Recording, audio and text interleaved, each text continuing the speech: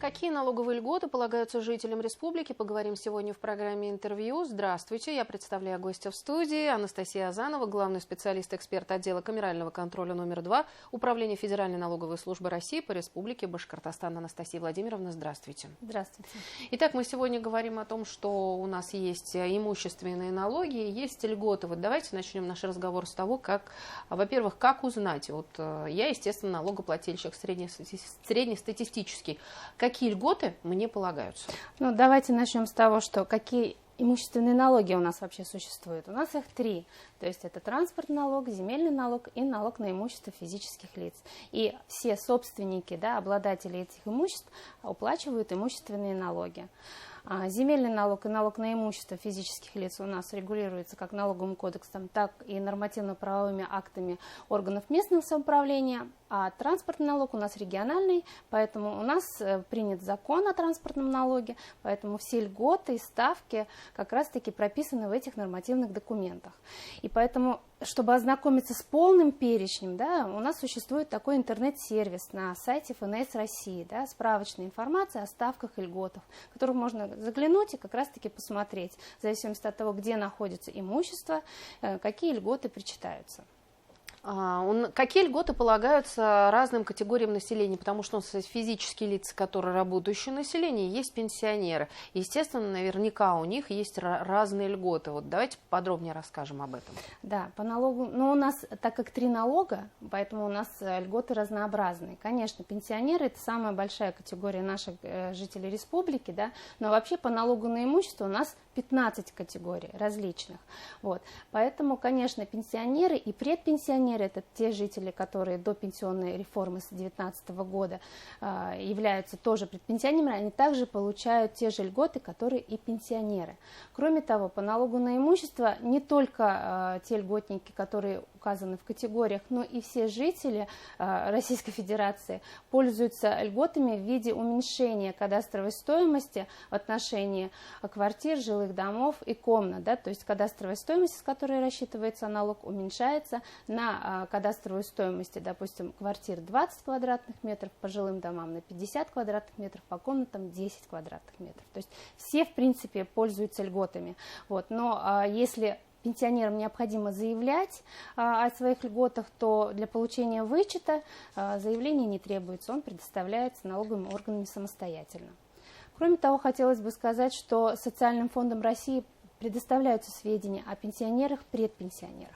Поэтому, если все-таки вы сомневаетесь и хотите уточнить, положена ли вам льгота и есть ли она в налоговых органах, то тогда, конечно же, рекомендуем вам зайти в личный кабинет налогоплательщика физического лица, где в профиле, в разделе льготы можно посмотреть, записана ли ваша льгота, и потом уже, если есть льгота, и вы претендуете, но ее не учли в налоговом органе, направить заявление по установленной форме в любой налоговый орган любым удобным способом, как в бумажном виде, так и в электронном виде, через личный кабинет, через МФЦ, по почте или лично принести в налоговый орган.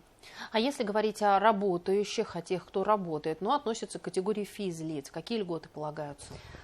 Ну, следующая категория, конечно же, у нас идет инвалиды первых-вторых групп, члены семей военнослужащих погибших. То есть категорий очень много, их более 15, поэтому просто для работающих, конечно, такой льготы нет.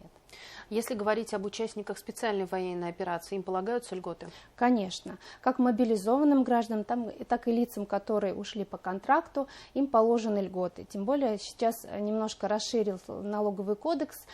Также члены семей военнослужащих, участвующих в специальной военной операции, также им полагаются льготы. К членам семьи относятся это супруги, супруг и дети несовершеннолетние до 18 лет, но и также лица, которые находятся на иждивении у военнослужащего.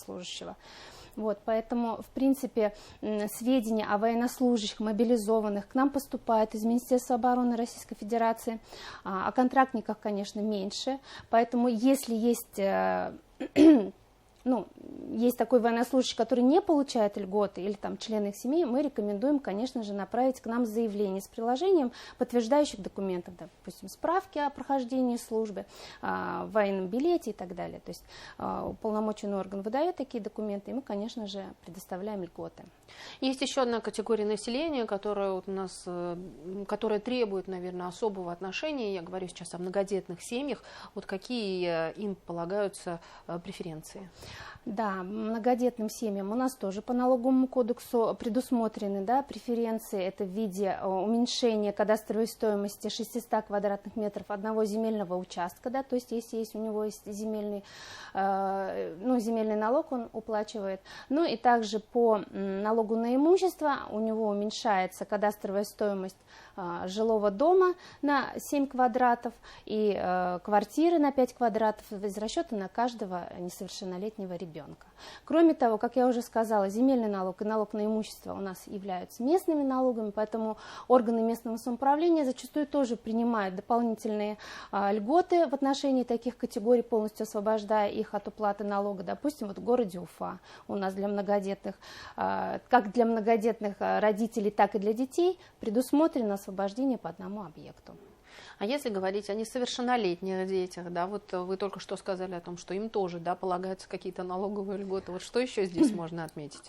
Да, несовершеннолетние дети, как собственники имущества, они уплачивают налоги. Такой льготы, как просто несовершеннолетние дети, к сожалению, нет. Вот, поэтому... Что здесь можно сказать? Что уплату налога производят родители или опекуны. Ну вот, как я уже до этого сказала, что органам местного самоуправления могут быть добавлены льготы для такой категории граждан. А так они также уплачивают, как и любой другой налогоплательщик, налоги. Анастасия Владимировна, если говорить о том, что о транспортном налоге, например, об автомобиле, который вот попал в аварию, уже не подлежит восстановлению, каким образом решается здесь вопрос именно налоги на это транспортное средство? Да, действительно, законодателем предусмотрены такие льготы, но не льготы, они являются объектами, те объекты, которые подверглись гибели, уничтожению или изъяты у физического лица или юридического лица. То есть, допустим, если полностью уничтожен автомобиль и восстановлению не принадлежит, у нас есть заявление о гибели, уничтожении транспортного средства, которое надо направить в налоговый орган, приложить подтверждающие документы, допустим, из пожарной части, органов МЧС или, допустим, из страховой службы, вот, и, соответственно, с месяца гибели этого автомобиля исчисление прекратится. Как предоставляется именно налоговые льготы? Каким образом вот это осуществляется, механизм реализации? Как я уже ранее сказала, мы какую-то информацию получаем из Социального фонда России, да, о пенсионерах, пенсионеров, инвалидов, из органов социальной защиты населения мы получаем сведения о многодетных семьях, о ветеранах труда. Вот. И поэтому этим категориям граждан мы предоставляем льготы в проактивном формате, да, так беззаявительном, то есть автоматически. И в настоящее время у нас как раз-таки идет сейчас кампания по информированию, да, граждан для того, чтобы они направляли заявление, если видят, что льгота не учтена была, там, допустим, в прошлом году, для того, чтобы учесть ее в этом году или, например, сделать перерасчет за предыдущий налоговый период с момента возникновения у него той или иной льготы. И рекомендуем мы это, конечно, подать до 30 июня 2025 года, чтобы уже в августе-сентябре направить корректное налоговое уведомление налогоплательщикам. И поэтому, если вы посмотрели уже на нашем сайте, да, в справочной информации о ставках и льготах, что вы можете претендовать на полное или частичное освобождение от уплаты налога, посмотрели в личном кабинете, что льгота не учтена, необходимо направить заявление о предоставлении льготы любым удобным способом. А если, как можно уточнить, предоставлена ли льгота? Вот вы сейчас сказали, что в личном кабинете, да, а как еще? Ну, не всегда ведь знаешь, как исчисляется налог. Эти формулы непростые для обычных. Ну, допустим, личный кабинет физического лица достаточно информативен, да, то есть можно один раз зайти и в профиле посмотреть льготы, да, то есть это достаточно легко. Можно обратиться в налоговый орган, как электронно, так и просто зайти и сказать, а могу я уточнить, мне предоставлена льгота, учтена ли она в налоговом органе.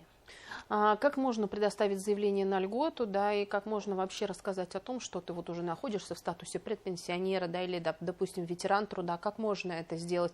Вы сказали, через личный кабинет можно прийти, можно принести. В офис МФЦ направить заявление, они принимают заявление, можно принести лично в налоговый орган, в любой налоговый орган, ближайший, там, какой вам нравится, либо направить по почте, электронно, то есть любым удобным способом. Если даже вдруг вы по форме не можете там найти форму, вы можете просто написать заявление в свободное обращение в налоговый орган, приложить документы, и это тоже будет рассмотрено аналогично заявлению. В каких случаях нужно заявление подавать ежегодно? Ежегодно подаются только те заявления, у которых ограничено действие льготы, да, допустим, это инвалиды, да, то есть у них есть переосвидетельствование, если получен новый документ, то, соответственно, на новый налоговый период необходимо подать документы. Кроме того, есть такие случаи, когда надо ежегодно подавать заявление, это индивидуальным предпринимателям, использующим специальные налоговые режимы, и использующие объекты налогообложения, да, допустим, его имущество в своей предпринимательской деятельности. То есть таким, конечно, гражданам необходимо ежегодно направлять документы с подтверждающими документами, там, договорами аренды и так далее, для того, чтобы мы действительно посмотрели, что имущество используется в предпринимательской деятельности и освободили его от уплаты налога. Анастасия Владимировна, если резюмировать наш разговор, то и налоговые льготы есть. Если есть какие-то вопросы, то их можно задать либо в личном кабинете, либо прийти непосредственно в свое отделение. Верно понимаю? Конечно, если заинтересовались такой, чтобы получить больше подробную информацию, да, о налоговых льготах, установленных не только на территории Российской Федерации, но и в республике, конечно, первый шаг у нас идет, мы уточняем на сервисе справочной информации о ставках, льготах, вообще существуют ли, какие льготы предусмотрены на той или иной территории.